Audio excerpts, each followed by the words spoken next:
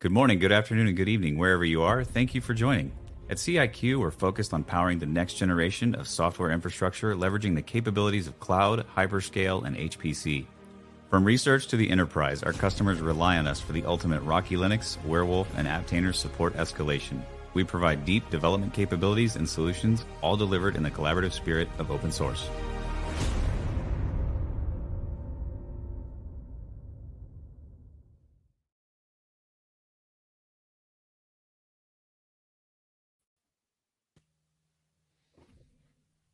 Yay! Sorry. I thought whenever I got added in, it just took me off mute. It is not. It did for me, man. So I don't know, what's going on over there. Thanks. I know who to blame. Hey, you guys, you can see this huge smile and probably a glow just exuding from me right now. I am very, very excited for this webinar. I don't know. It just makes me so happy. So I saw this demo a couple of days ago and I was like, ooh, Jonathon, is that ready for public eyes? Because it was kind of an internal demo. I'm like, this is going to be so amazing. So we're going to be talking about Fuzzball-Ansible deployment with Ascender. Whew. So first of all, thank you everyone for being here. Thank you for coming to our channel and being live and, participating in what it is that we were doing. We want you, we need you, we love you. If you have any questions, put them in the chat. We are very responsive. And if you ask them while we are live, of course, we will answer them live to the best of our ability. And if it's later, that's okay. We're still hanging out. We get notifications when you put in a comment or a question. So we'll be sure to get back to you. So yeah, give us a like and a subscribe. We're here mostly every week live. If not, we have awesome little recorded, demos and cool information about what's going on in CIQ and the compute world. So without further ado, let's introduce ourselves first. When you guys know me, hey, I'm Rose. I work at CIQ. I'm in the sales operations and admin. So if you need anything, questions about what it is that we're doing, or you want more information, you can go to our website, ciq.com. and just fill out any form there and it will come to us and we'll get back to you. So very happy to be here. Zane, say a little hello to the people. Hello, people. It's been a while. I'm really excited about this demo because I didn't get to go and I haven't seen it. Man. And it uses a couple of my favorite tools. So I'm really excited to see this. Cool. But yes. I'm Zane. I'm on the sales team here at CIQ. Been around for a long time, almost 3 years, 3 years next month. Wow. Congratulations. Almost congratulations. Super close. That's awesome. And Mr. Jonathon, thank you so much for being here. Thanks, Rose. Thanks for the invite. Yeah, I enjoyed putting this together and happy to get it in front of more people.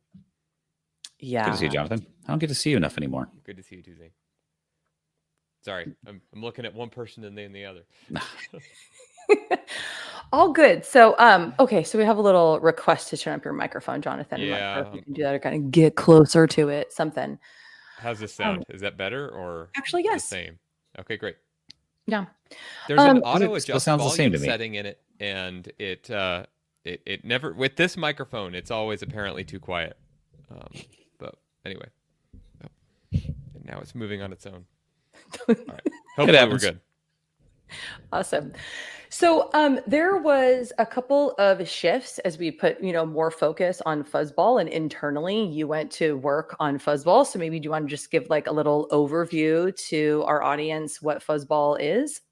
Yeah. So Fuzzball is a kind of cloud focused, or not just cloud, but inspired by some cloud computing paradigms, HPC and performance computing, provisioning resource manager scheduler system. So the goal is to take the experience that we have in a traditional HPC context and kind of pair it with experience that we have in a more cloud native context and take the best of both worlds and make something that can run bare metal high performance computing workloads, but run it anywhere with the flexibility and elasticity that you might expect in a cloud environment, and get some additional benefits along the way, like maybe a little bit more reproducibility than you might get in a traditional HPC environment. And yeah, it's been coming along. It's a cool project. It has been coming along, and anyone in this world can relate to having an idea, going towards that idea and then having a couple of like, I don't know, stumbling blocks is really the right word, but opportunities to do things differently and to continue to iterate and do them better. And so that's what I imagine kind of incorporating Ansible and our product Ascender into the mix. So why don't you just give us a little overview of what Ascender is as well? Sure. So I mean, people may or may not already be familiar with Ansible, but it's one of kind of a family of, or a set of peers, kind of competitors in the space are like Puppet and Salt and Chef and things like that. Ansible is a kind of configuration-driven configuration management system where you can put how you want all of the nodes or all of the systems in your entire infrastructure down in configuration files and then mix it together and deploy it and make it be true. Kind of the goal here is defined state configuration, where instead of having just a person go and make changes on all of your computers, you can say, I want the computers to behave like this. Make it be that way, please. And so Ansible is one of the most approachable tools in that space. And then Ascender is a web front end for that gives some additional functionality that we'll show off a little bit here for bringing in your configuration data from different sources, managing secrets a little bit more intuitively, and then parallelizing that configuration process in kind of a useful way. And we'll get to see that a bit here. But to speak of legacy and the way that things kind of evolve and change over time, like the inspiration from this starts with doing on-prem deployments of Fuzzball. So we have like two ways of thinking of it. Either we're running the control plane for Fuzzball out in a cloud infrastructure, and we call that a cloud deployment, or we're running the control plane, what we call Fuzzball Orchestrate, on-prem in a local data center. We happen to be still deploying it in a cloud environment here for testing, but it's deployed in the on-prem way, the way you would do it locally at a site. Is there some feedback? No, are we good?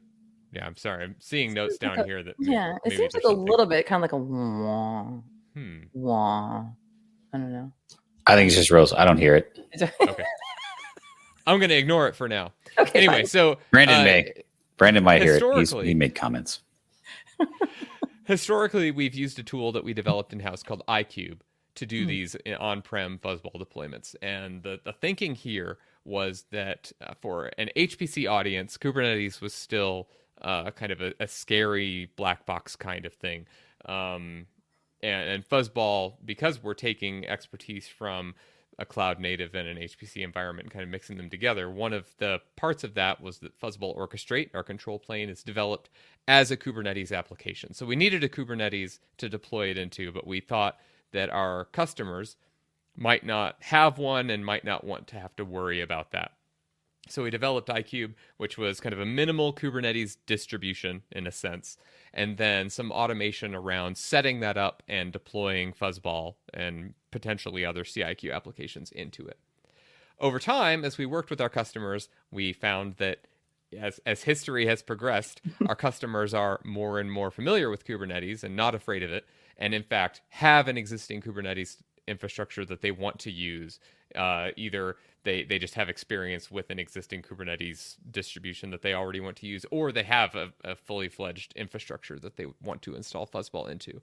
So we pivoted for that deployment process and are now using what's referred to as a Kubernetes operator to deploy Fuzzball Orchestrate into an existing Kubernetes cluster, and then we provide some help around doing that deployment and around setting up a Kubernetes cluster if you don't already have one. For internal testing, we're targeting RKE2, or the Rancher Kubernetes Engine 2, version 2, also sometimes called, I think, Rancher Gov. It was its maybe former name, or maybe one of the product names around it. That's been a good experience so far, but some of the people at CIQ have also used the exact same deployment mechanism to just deploy it into other Kubernetes distributions. And I won't list them here for fear of one implying that we're testing it as well yet, or leaving one out. But so far, I think it's just worked on every distribution we've tried so far, even ones that I hadn't even known existed. So that's been exciting. But one of the benefits to that, because so a Kubernetes operator is basically just a little application that you deploy as a Kubernetes pod. You deploy it into the cluster, and then it runs as an installer for your larger application. So we have a little custom resource that is called Fuzzball Orchestrate that defines how you want your cluster to behave. And by putting that configuration into the cluster and having this operator there watching for that configuration to exist, it does some configuration management for your cluster. It wakes up and says, oh, look, I see that there is supposed to be a Fuzzball cluster, and I will make this Kubernetes environment have that. But because Kubernetes is a YAML-based configuration engine cluster thing, and Ansible, and therefore Ascender, is a YAML-based configuration management thing, it became very intuitive to put the two together. So we've been using Ansible internally to deploy Fuzzball, even with iCube. But it wasn't as straightforward as I would have wanted in order to put it in front of customers. But as soon as we moved over to the operator and started deploying it that way, it just became something I was like, oh, yeah, this customer and that customer, they would actually really appreciate this. We should get that out there. So I'll go ahead and share this just to walk through it a little bit. But let me find here.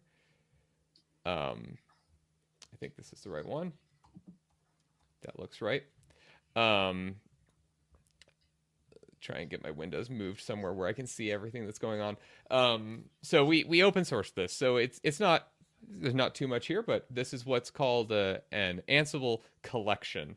So not going to do a whole Ansible primer here, but configuration in Ansible is divided up into a number of different things that can define that configuration, and some of that is reusable. And so we've tried to push as much as we can into reusable code here as would be useful. So there's a set of roles, and these are little bits of reusable configuration that can be applied to any host. So we have one here for setting up Depot, which is a content distribution system that we're using here at CIQ. We can deploy the CLI, the operator itself, orchestrate anything that we need in order to set up a Fuzzball cluster. Then I had this already in a tab, but I'll skip over here to playbooks. Once you have those roles, you can assemble them together into what Ansible calls playbooks. We can look at one as an example right here. This is a really simple one. We'll deploy the Fuzzball command line interface, and there's a little bit of kind of magic here for making it easy to target which hosts you want to install that on. And this one's just using this Fuzzball CLI role and saying this node that we're going to run this playbook against should have that role. And then finally, talking about kind of things being YAML. YAML is a markup language that it looks like this right here. It's just a simple way to have configuration data in a text format. And one of the benefits is, if you saw a demo that we did earlier where we did a Fuzzball orchestrate deployment kind of by hand, the way if you were following a guide and just doing the instructions, one part of that instruction is make a document like this. And we give you an example and say, here are some values that you might need to change. A way we can do that with Ansible is just to encode the default settings. And there's some variables in here that you'll fill in, but provide default settings. And then in a bit, we'll show how you can override any part of this in what Ansible calls the inventory, which lists the nodes you want to deploy on, what parts of what things get deployed on what nodes, and then configuration if you need to override any part of that. So I have demos of this, but I'll stop for a minute real quick in case there's any questions on the web, or Zane or Rose, if you have any questions for this so far. I don't yet, and I don't see any, so I think we're good to keep going, Jonathan. Okay, so let me switch over then to my terminal. So I just had a personal question for you real quick, actually, Jonathan. Thanks, as my mind is going. How familiar were you with Ansible in like your previous jobs? Did you ever use it there or personally? Like what's your experience with it? I had used Ansible a little bit at a former role. So I mostly had used Puppet before. And I'm kind of a finicky person, so none of these are my favorite. They all have something that I wish was different. I wish all of them had a little bit of each other in them. But the really great thing about Ansible is it's so easy to get up and running with because it uses SSH as, or it can use SSH as its deployment mechanism. So you have a server, you can write some code and say, make that server be this way. And so it ends up being really approachable, easy to get up and running with. But I had mostly used Puppet, and in my kind of, you said personal, in my home lab environment, I had used Salt a bit, which has some technical stuff I like about it, but is probably one of the least popular ones, unless you're in some very niche use cases. But these days I'm using Ansible just because I don't want to fight anymore. I just want to use the one that people like and get over myself. So that's what I've been using even in my home lab stuff these days, just because it's easy. You mean you stopped using the one that everybody else stopped using a long time ago? It has been resurrected, though. It has been acquired, and it has definitely seen some new life. Yeah, I could talk longer than I should right now about the differences between Ansible and Salt. Yeah, you're an agent guy. I can tell. You're an agent guy. It's not the agent. You're gonna get me into it. It's not the agent stuff. I actually spent a long time trying to get the Salt SSH client to work so that I could run Salt the way that Ansible does, because that's the part I like about Ansible. And I had like bugs open with the project, and their literal answer was, we don't care enough about Salt SSH to fix this, and they closed it. So I stopped using it, and here we are. Well, that's totally awesome. separate topic. Sorry. We get way off in the weeds on this one.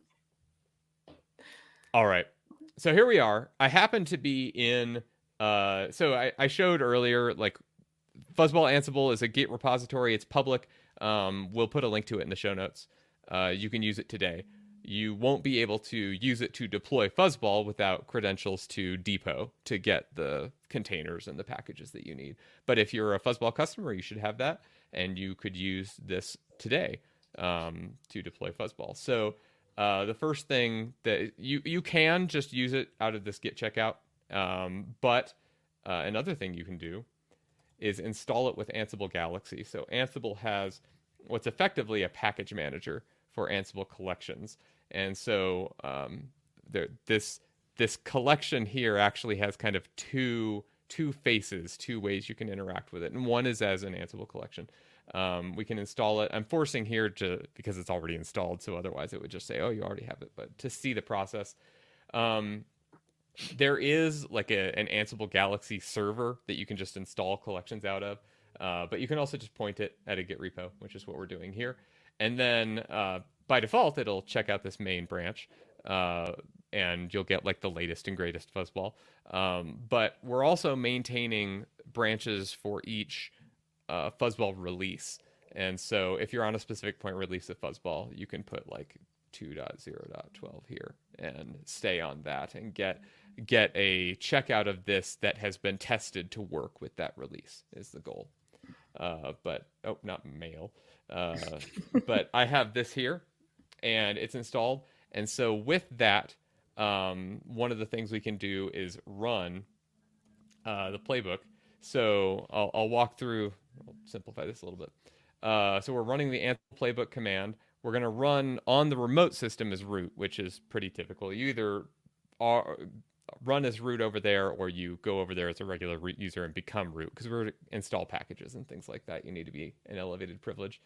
And we're going to read our inventory, which is the configuration that we're deploying, from hosts.yaml. And I'll show that inventory in a moment. When I did this demo internally, I realized I was exposing my Depot credentials to the demo when I opened up my my inventory. So since then, I have split those credentials into an encrypted vault. So we're doing that, and then I'll be prompted for a password in a moment. And then I mentioned that little bit of kind of magic comment there in the playbook. This limit here lets us target which host we want that to run on without having to do that designation inside of our inventory, and that becomes useful when we look at Ascender here in a moment. So I can run this, type my password correctly, hopefully. Great. And we get a little bit of output. We're just going to deploy the CLI. It's already there, but it'll go through. Like I said, that the point here isn't just to do the steps, but to here is a state that I want my system to be in. Make sure it is in that state.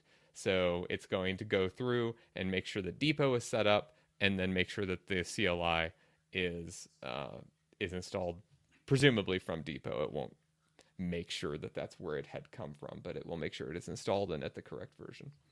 So there we have it. From our command, we can see here, I'm running this with kind of a namespace. You can also run playbooks from the command line at the file. These playbooks happen to be here in this playbooks directory, so I could just point there. But if you install it this way, you don't have to worry about get all. You don't have to do the checkout or clone or anything like that. You can just install the playbook and then use it without having to worry about where all those files live. And then I'll show my inventory here. So I have a few things. I'm setting my Fuzzball version, even though I'm checking out the main version of the Ansible code. I can still say what version of Fuzzball I want to be deploying, and then I have some overrides in here for how I want my environment to be configured. So I don't have to replicate all of those default settings, but I'm setting what IP address I want certain things to be on. And there's an NFS server that's used for shared state, and I tell Fuzzball where that server lives and how to connect to it. And then Fuzzball uses Keycloak for identity management, and this distribution is setting up a Keycloak for me. So I have initial information here about how I want that Keycloak to be configured. All of this just gets overlaid on top of that default configuration, and then becomes a combined configuration within the operator that configures my eventual instance. And then finally, here's a list of hosts that it will be deployed on. I'm doing everything on one host today, but you could have an arbitrary number of hosts that have the command line interface on it, of course, and then we could set up Kubernetes on multiple hosts and deploy the operator into that kind of thing. So the next step is to see how this looks in Ascender, but any questions here before we move on? No, I think it's important to call out there are like 58 different ways to do variables in this. So yes, don't get confused. It's easy to override them at a whole bunch of different levels. I think there's like 36 levels of inheritance, so be very careful.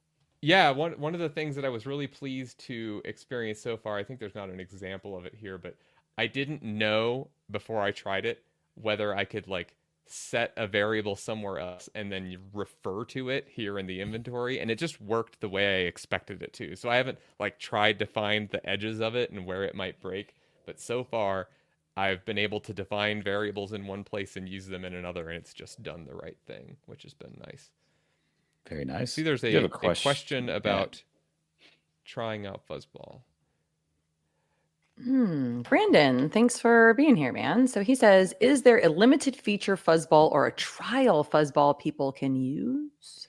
So there's not an on-prem deployment trial. There is active work right now. Like our next deliverable, I don't want to like to specify this, but we're working on making a version of it available in the cloud so that people could more easily try it out. We have it running in cloud environments already, but it's not like an easy onboarding process right now. So we're trying to improve that specifically so more people can just try it out without having to do a whole deployment thing. Yeah, awesome. That was a great question.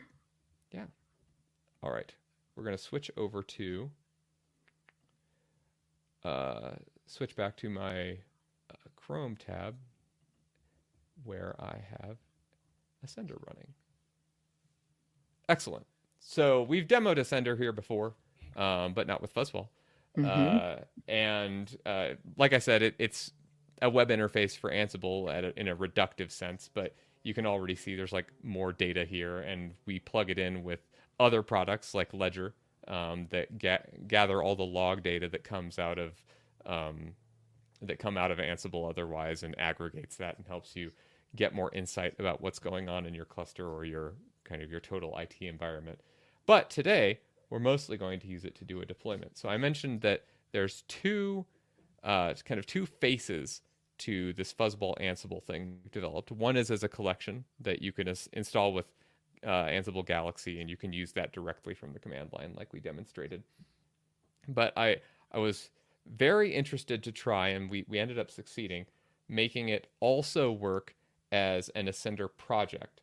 So the way Ascender typically works is you have you make another Git repository. You make a place where you put your playbooks, and playbooks are considered kind of local data that call potentially shared data from collections and roles and things like that. And you're expected to develop those playbooks and maintain them locally. You can totally do that with Fuzzball-Ansible here, but I wanted it to not be required. So, and you can also use Fuzzball-Ansible as an Ascender playbook. So you can see that here. We have this project created, and it's just pointed at Fuzzball-Ansible right on GitHub. And by default, it will also install any collections that are required by that project. So that's all defined. You don't have to do anything. You just create a project in Ascender and add it with this with the same Git repository that that we'll be advertising in the description, and you gain the ability to do fuzzball deployments in your environment. There's one thing that isn't automatic, but we're developing some documentation about, and hopefully we'll be putting an article out about this soon. In order to do depot, you can just put variables in your environment, but that's a little bit unlovely. We've also defined this custom credential type for CIQ depot that lets you specify your depot user and token and server in a secure way, like how I was talking about wanting to separate the credentials from your inventory. So we provide a template for doing that. And I don't know if there's a distribution mechanism for custom credential types, or if we'll just need to document that, and then people can do this kind of thing. Oh, I'm in the wrong template. So here I have this depot credential that says I'm going to use depot to get packages as myself, and then the token is encrypted and not shown as you would want. But once we have this project and it pulls in the playbooks, those playbooks are available to be run as what Ascender calls templates. So we have just to have a complete example here, we have a template for each of those playbooks. So we can see an example. Here's the CLI template. It is really just a reference to that same playbook. We can see the path to it here. But once we have all of those, and I could just run that directly, but you can tie them together as this workflow template. And this ends up looking cool. Rather than go into it directly, I'll run it, and then we can see what that looks like. And every stage along the way, whether it's in the inventory or in each of the job templates or here in the workflow template, we can specify additional configurations. So just like we had in the inventory, we can put that I want to be running Fuzzball version 2011 here, just because that's what I was running when I did this deployment.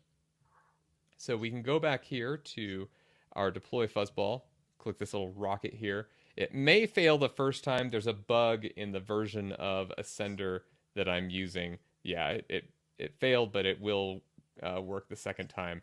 I have been told that this bug has been fixed, and I just didn't want to risk breaking the whole thing by upgrading my Ascender before the demo. So on the second try, it should be fine.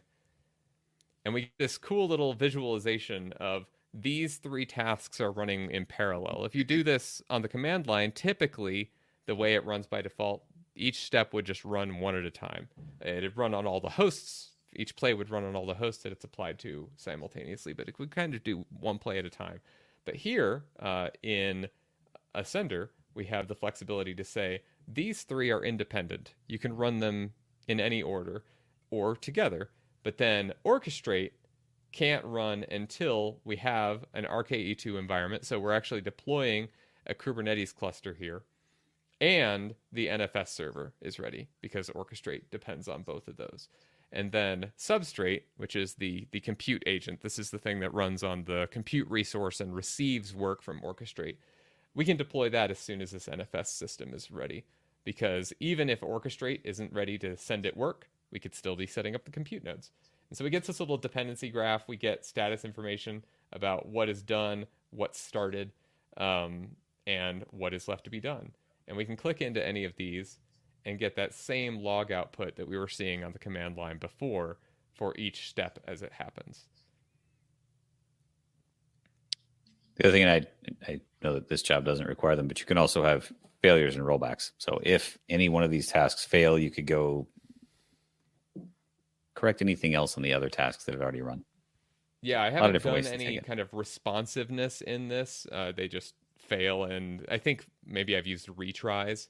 But yeah, as Rose was kind of alluding to before, I'm still relatively new to the Ascender space. It's been cool to have an excuse to use it. And as soon as, like I said, as soon as we started moving to the operator, it's like, this is finally a thing that I would love to use with Ascender. So it's the best way to learn a new tool. Yeah, a real world use case. See back here. Oh, there we go. Come back here and see. Nope. Trying to get back to my activity. Here we go. So yeah, it's still going. We can come in here and see that this is running, but this is the bulk of it. We have time for questions and stuff. I'm happy to keep talking about this, but that is the demo for what it is worth. It's awesome.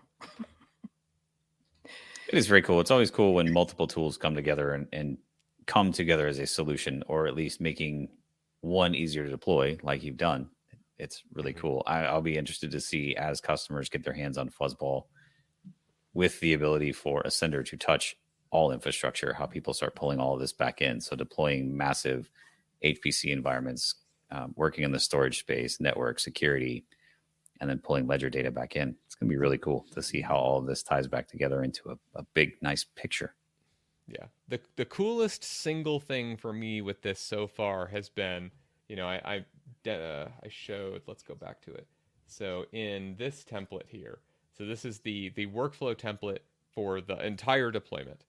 And a customer's deployment doesn't have to be exactly the one I have. Maybe they have an existing Kubernetes cluster and they don't need to deploy one. That part a customer would do themselves. But I like setting the Fuzzball version right here at the top level, and I've been able to upgrade by just editing, changing this number, and rerunning. And I just have an updated Fuzzball, and that is quite an improvement in the experience of upgrading Fuzzball over previous ways that we've had to do it. So yeah, I'm glad to put this into people's hands, and at various levels. Again, you can use the Ansible stuff today if you're just using Ansible on the command line. If you're interested in Ascender, I'm sure there are many people here at CIQ that would love to show that off to you and get that in your hands. And then Fuzzball as well. I think the other part that I would love to see you do is, since all of Ascender is API driven, do this all via API without ever logging in the actual GUI. Yes, that would be cool. I have not done that yet. In fact, I don't think I've touched the Ascender API at all myself. But yes, that seems like a good next really cool. work. Tying it into an actual workflow to upgrade your entire cluster like that, just from an API call, it's pretty cool. Yep. So cool. I do not see any questions yet. Well, this was awesome, Jonathon. This is such a wonderful way to highlight all of the work that you have been doing, and that CIQ and all the engineers here have been doing behind the scenes with Fuzzball and with Ascender, and like seeing it kind of come to life a little bit more each day. It's really awesome. Appreciate it. It is really cool. I'm working on a write-up for this. So, for people who would be interested in it and want a guide rather than having to watch a video. So once that's published, I'll try to make sure that gets linked also in the description for this. But yeah, love to hear any questions or feedback that people have using it or looking at it regardless. Yeah.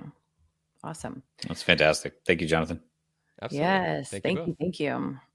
So remember, you guys, if questions do come up, you can leave them in the little chat right there. You can also go to ciq.com. We've got all kinds of blog posts and other demos and information and places where you can, put in your specific questions, and then that gets directed right to us. So we can make sure that we can get you some like one-on-one time with us, talk a little bit more about your infrastructure, your environment, what it is, the problems and challenges that you're running into, and how we can maybe help simplify things with Ascender and or Fuzzball. We'd love to chat with you more about that. So thank you again, Jonathon, for your time and all your good work, and everyone behind the scenes that made all of this possible. Very, very, very grateful. Thank you, Rose. Thank you, Zane. It's glad to be here. Absolutely. Cool. Good to see you. Yeah. Bye, guys. Bye. See you.